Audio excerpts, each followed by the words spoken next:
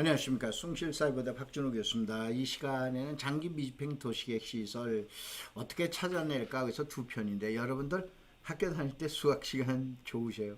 저는 굉장히 싫었는데, 아마 강의하는 중에서 가장 재미없을 강의가 이 강의입니다. 또한 가장 별 볼 일 없을 듯한 없을 듯한 강의 주제가 장기 미집행 도시계획 시설인데, 그런데 제가 사실은 이 강의는 아마 국내에서 거의 처음으로 했을 거예요. 제가 2011년도에 이 장기 미집행 시설에 대한 강의를 했습니다. 이때에 이제 2012년도에 뭐 문경 쪽이나 이런 데에서, 또 그 다음에 시흥시나 이런 데에서 투자에 성공한 사례들이 많이 있었고, 특별히 가장 재미있는 것은 문경시에서 투자한 것은 한 달 만에 거의 아마 3배 정도, 금액은 많지 않았었습니다. 부산에 사시는 이제 제자님이신데 한 3배 정도 이렇게 이제 수익이 올렸는데, 그 이후는 별 볼 일이 없어요. 그래서 이제 설명을 드리는데, 이 강의를 할 때 이 강의의 성공 사례도 몇 건이 있는데, 이거는 절대 제가 여러분들을 투자로 유인한다든가 또 아니면 뭐를 한다든가 이러한, 보통 이걸 낚시 강의라고 그러죠. 이거 전혀 아닙니다. 오해하시지 마시고 부탁을 드리는데, 다만 이 내용은 제가 이제 대학에서도 강의를 해드리지만은 무슨 문제가 있냐라 그러면, 너무 용어가, 부동산에 대한 용어가 너무 많이 나옵니다. 그래서 되도록이면 이제 쉽게 여러분들에게 이제 해설을 해드리고 시작을 하도록 하겠습니다.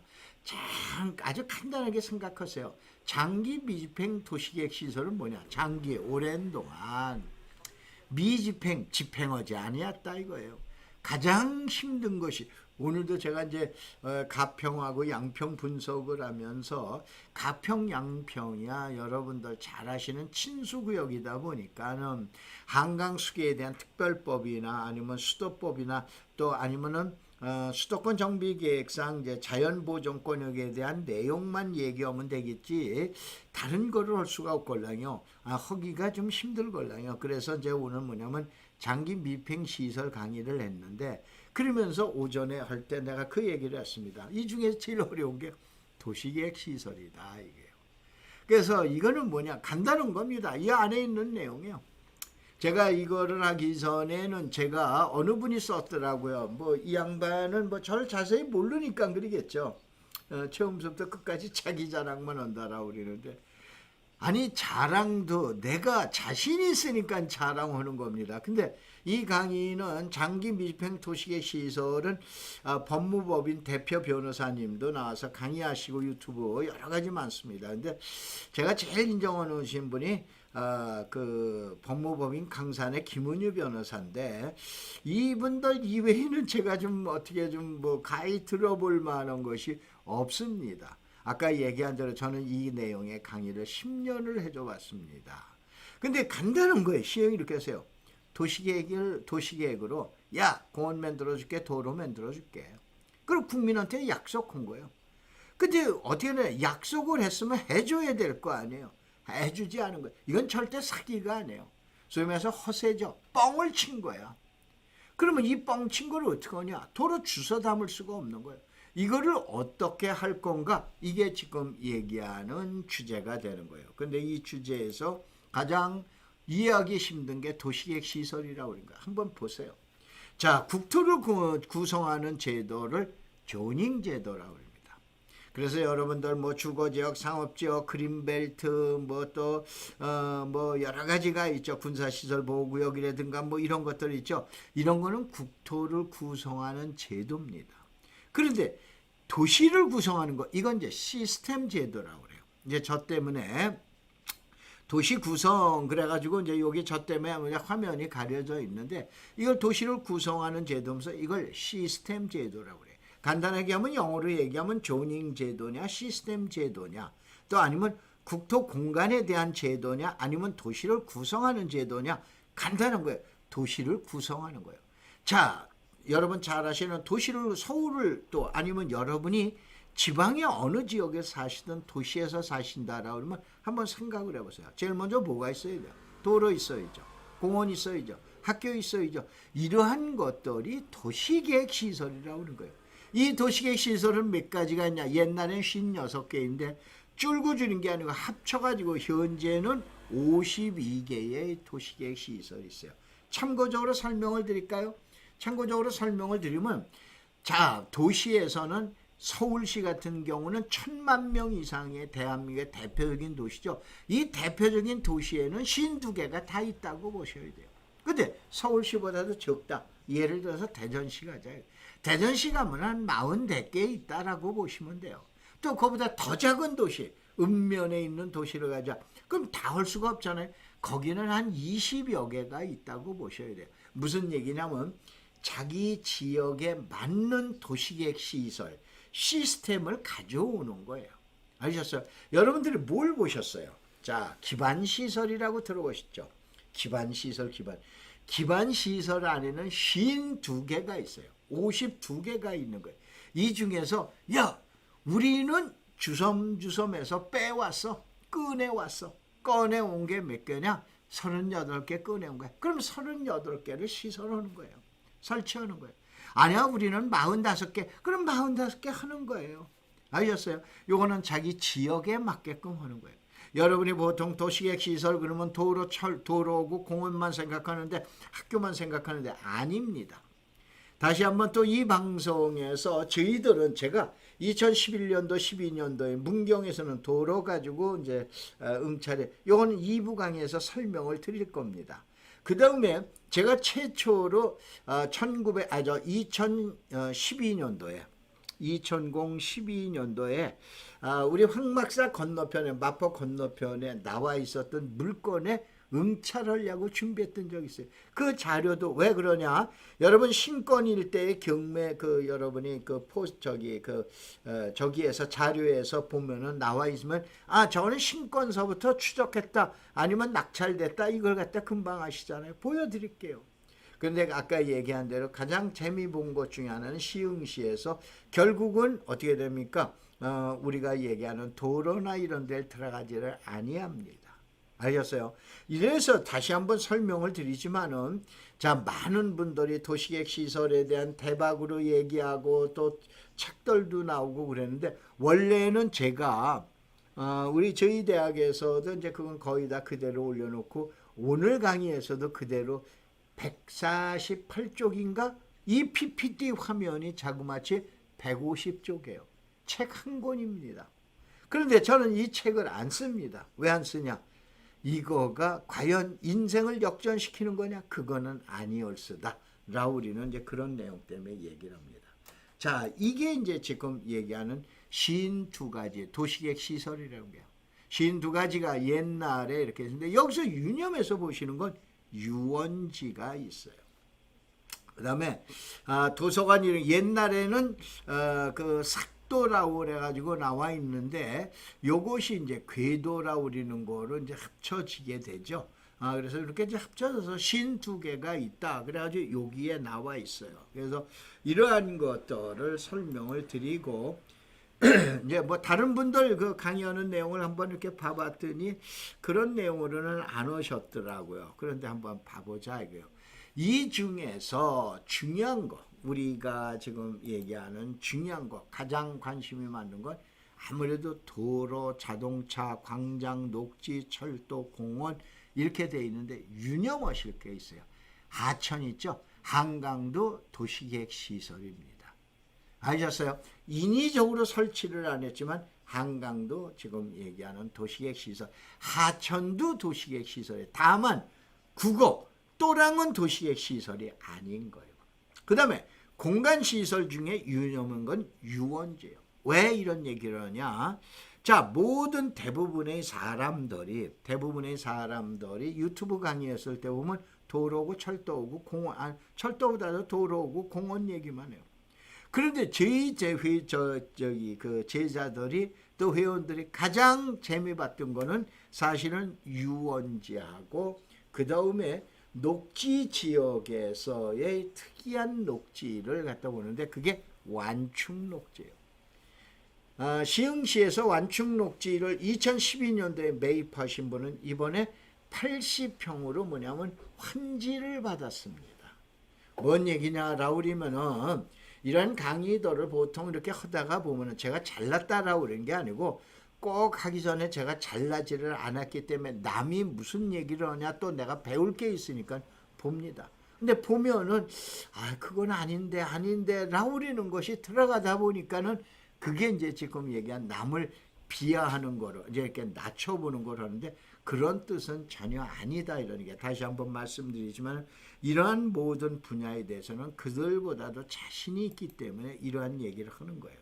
그래서 이제 다시 한번 봐보자 이런 얘기예요. 장기 미집행 도시계획 시설, 장기 오랜 동안 집행하지 않은 도시계획 시설 몇 가지가 있다? 52가지가 있다. 그런데 다들 그야말로 대부분들이 뭐만 얘기해? 도로고 공원만 하는데 도로 공원이 대박난다? 아닙니다. 자, 이 시간에는 이제 저희 제자고 회원들이 많이 보시는데 예전에 처음 했을 때 이거 30만 원 받았습니다. 그러다 어느 날 10만 원 받았어요. 어느 날 5만 원 받았습니다. 어떻게 됩니까? 작년서부터 이걸 10,000원 받습니다. 그만큼 이게 아무것도 아닌 거예요. 아셨어요? 어렵게 보시지 마세요. 그 대신 이거를 알려면은 아까 수학교육처럼 얘기한 미분, 적분 모든 걸 다 알아야 돼. 함수까지. 왜냐? 전문 용어이기 때문에. 여러분 경매를 하다 보면 경매에 대한 전문 용어를 하듯이 장기 밀집행 도시계획 시설에 대해서 여러분이 투자를 하려면 전문 용어가 나와야 되는데 이게 습관이 안 된 사람은 어렵게 느껴지는 거예요. 어디에서? 용어에서. 그래서 이제 봐보자 이런 얘기예요. 자, 보통 많은 분들이 얘기하는데 저는 이거 좀 빼놓겠습니다. 1999년 10월 21일 날 장기 미집행 도시계획 시설 어떻게 되냐면 규제를 강하게 해놓고 국가에서 집행도 안 해. 그리고 보상도 안 해. 이걸 대통령이 지금 얘기한 지위도 박탈한 헌법재판소에서 불일치 판결을 내립니다. 이래서 이때에 제가 최초 대한민국의 그린벨트 책을 썼던 것도 책 출간을 저는 못했습니다. 지난번에 한번 보여드렸는데 또 한번 보여드릴게요. 그런데 이때 그 유명한 누구하고 그린벨트하고 장기 미집행 도시계획 시설 그러면서 도시계획 시설하고 그린벨트하고 위헌 판결을 두 가지를 받습니다. 그러니까 이제 참고를 한번 봐보세요. 이게 바로 그린벨트에서 너 국가에서 그와 같이 오랜 동안 규제를 하면서 땅도 안 사주고 그 다음에 행위도 제한을 완화를 안 해준 건 이거는 국민의 재산권을 심히 침해했다. 그래서 매수 청구 제도가 이때 나오면서 이게 그린벨트 개발제한구역 토지를 매수합니다. LH에서 1년에 한 번씩 광고가 나가는 거예요. 이때 바로 매수 청구 제도가 나왔다. 라는 걸 참고적으로 드세요. 자, 그러면 여기에서 도시계획 시설 한번 봐보세요. 자, 오늘 얘기를 했죠. 오늘 이제 가평, 양평인데 청평에 중로 2-1호선이 있어요. 이게 이제 미집행 도로인데 여기에 봐보면 파란 글씨로 써놨죠. 1976년 12월 3일 날 도시계획 도로로 결정 고시한 거예요. 이날로부터 20년이 넘어갔으면은 집행을 하든가 국가에서 매수를 해주든가 그냥 도로를 만들어주든가 아니면 땅을 갖다 사든가 아니면 풀어줘라. 이날로부터 20년에 그러니까 20년을 더하면 얼마? 86년, 96년이 되는 거예요. 그래서 이거는 예를 들어서 그래서 저기 가평군에 가면 이거는 미집행 도로라고 결정이 됐어요. 그러면 이러한 내용을 알려면 대한민국에 이 내용을 알 사람 하나도 없어요. 딱 2군데뿐이 없습니다. 가평군의 어디 도시과에다 전화를 해보시면 그거는 미집행 도로로 결정해놨습니다. 그 다음에 어디에다 도시과에다가 물어보고 도로과에다가 중로 가평 중로 2-1호 요거는 토지 이용 계획 확인서에 나와 있어요. 자, 이 도로에 대해서는 어떻게 돼 있습니까? 그러면 해제했습니다. 아니면 집행할 겁니다. 보상할 겁니다. 뭘 겁니다. 딱 2군데뿐이 모릅니다. 대한민국에 어떠한 전문가를 데려놔도 이거 대답할 사람 한 사람도 없어요.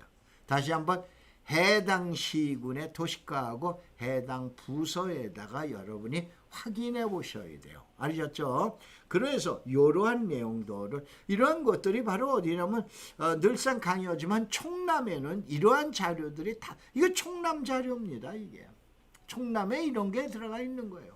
그러니까는 예를 들어서 간평 분석을 하거나 어디를 분석을 하든가 화성을 분석을 하거나 그러면 이러한 자료들이 자그마치 3,100권이 들어가 있는데 그 책자가 바로 이 책자예요. 이 책자예요. 이 무지막지한 이 책자에 수도권에 있는 거 전국으로는 들어갈 수가 없어요. 3,100권이 들어가 있다고 보시면 돼요. 자, 쉽게 정리하자. 국민들에게 도로 놓고 공원 만들고 학교 짓겠다고 약속했으면 실행해라 이런 얘기예요.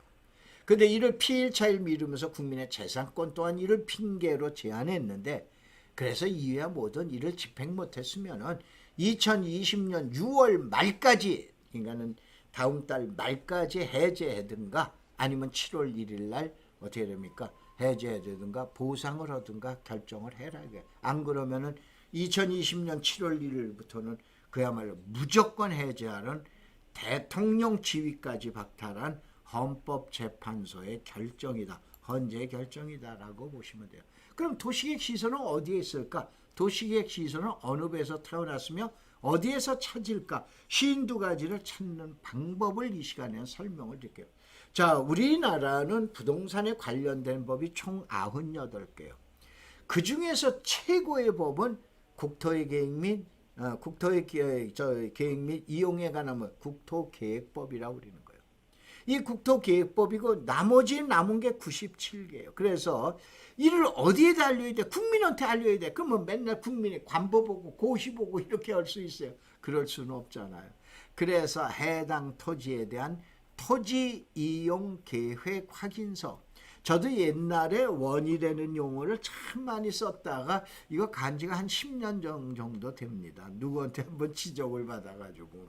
그런데 아직도 전문가분들 나와서 보면 토지 이용 계획 확인원 그리는데 그거 없어진 지 벌써 20년이 돼 갑니다. 알겠어요? 그래서 토지 이용 계획 확인서를 봐보면은 딱 3개 칸이에요. 첫째 칸 국토계획법. 나머지 몇 개 남았어? 97개 법령 남았죠. 그 다음에 세 번째 칸에는 새로 만들든가 토지거래 허가나 또 토지거래과 관련돼 있는 변경 내용을 갖다 세 번째에다 넣는 거예요. 그래서 토지 이용 계획 확인서는 첫 번째는 국토계획, 두 번째는 나머지 법령, 97개 법령이죠. 세 번째는 새로 나온 제도, 새로 규정할 제도 이거를 올려놓게끔 돼 있다 이런 얘기예요. 그래서 한번 토지 이용 계획 확인서를 볼까요? 지금 얘기한 1번에는 법이 하나 국토계획법. 그래서 뭐라고나 국토계획 및 이용에 관한 법률에 따른 지역지구 등 나오죠. 두 번째는 97개 법령이에요.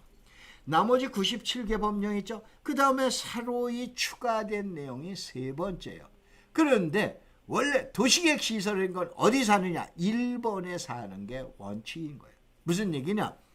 52가지의 도시계획 시설을 찾으려면 어디에서 찾아야 된다? 1번에서 찾아야 된다. 그러니까 1번에 올라가 있으면 도시계획 시설이라고 보면 돼요. 근데 여기서 유념할 게 알았어요.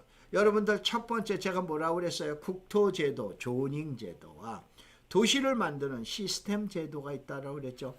바로 뭐냐면 1번에는 조닝제도, 국토공간제도와 도시를 만드는 도시를 구성하는 시스템 제도가 용어가 같이 들어가 있는 거예요.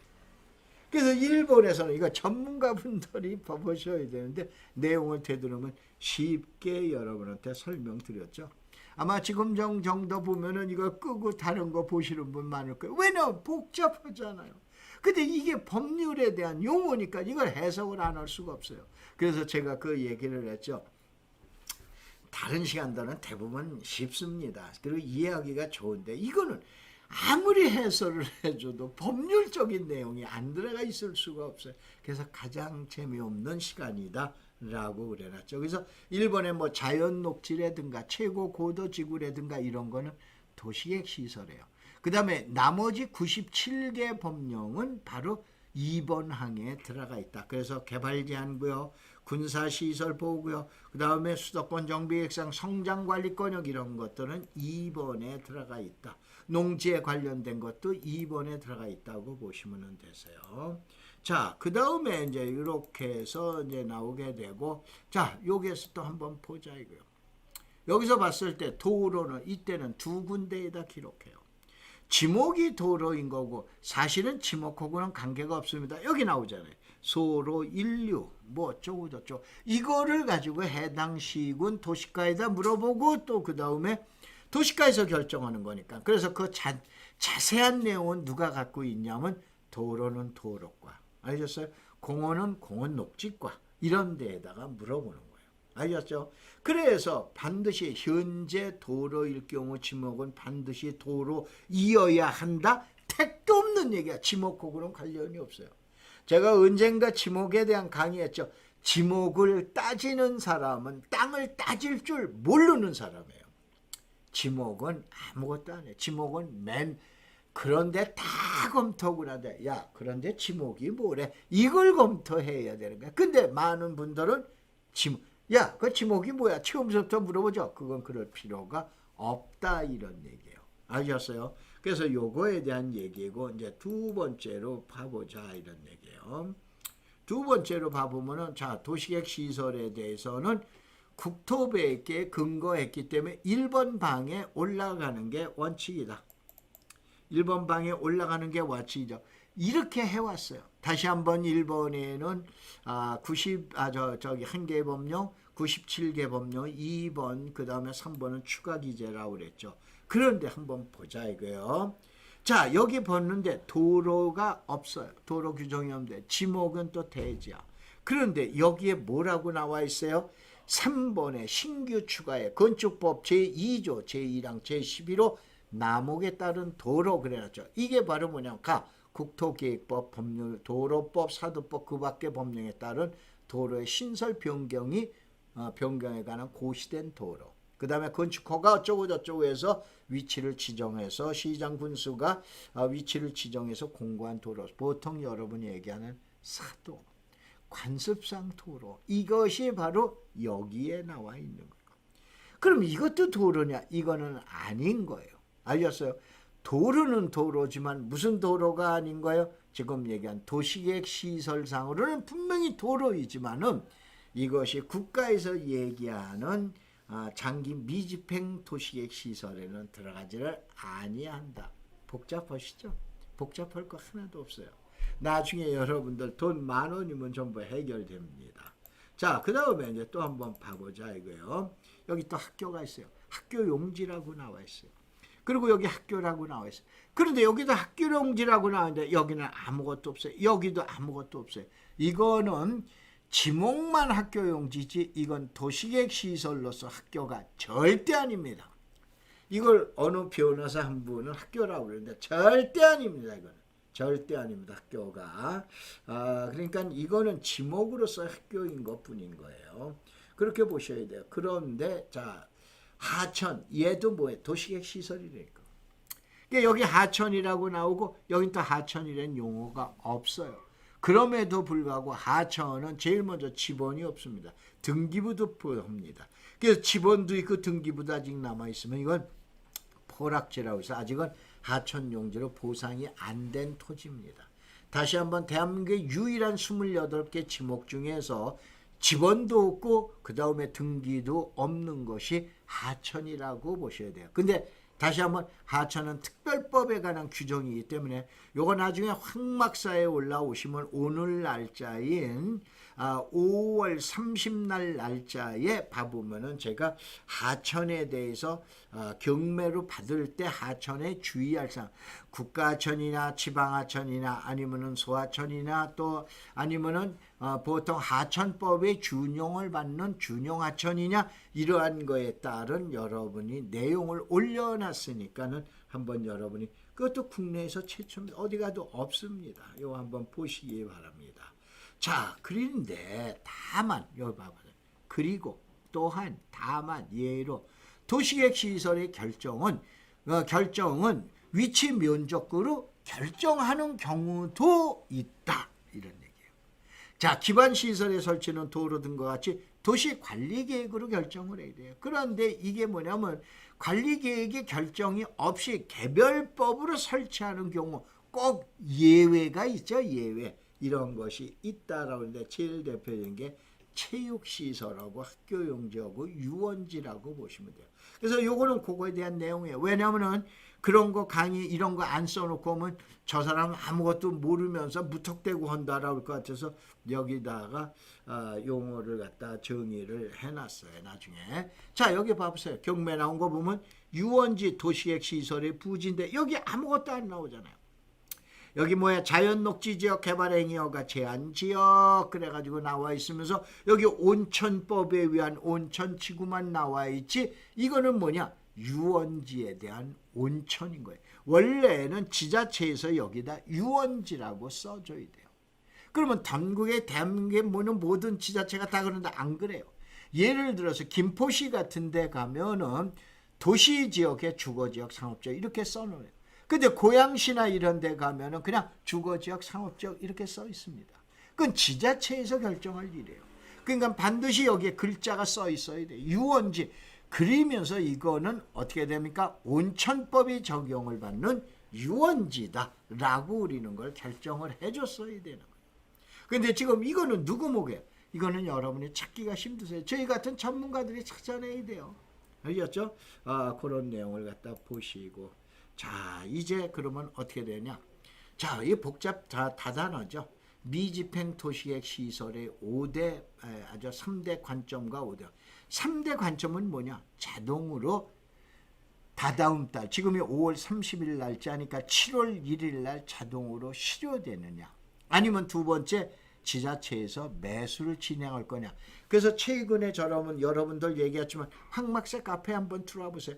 요즘 서울시 자료는 일주일 단위로 고시하는데 보통 몇 건이냐, 한 번에 15건 나오니까 약 40건에서 50건을 도로에 대한 재고시, 공원에 대한 고시를 나가는데, 예를 들어서 서울시에 있는 대형 그냥 도시공원을 빼놓은 뭐 관악산이나 이런 도시자연공원이 있죠.